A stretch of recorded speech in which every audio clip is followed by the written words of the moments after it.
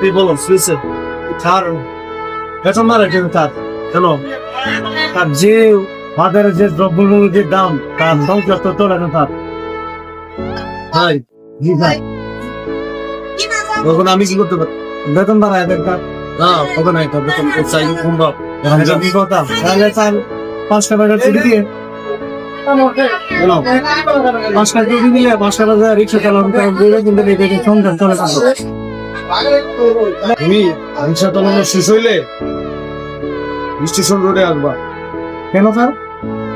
ওই জায়গায় দেখবা আমি পিঠা বিক্রি করি কারণ সংসার তোলায় চইলে পরিশ্রম করতে হবে ঠিক আছে সবার ক্ষেত্রে যাই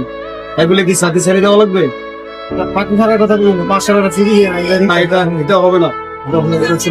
চাইলে কি 5 টাকা দেওয়া যাবে আছে না তাহলে তো আর হইলো না এটা সম্ভব না এটা কখনো সম্ভব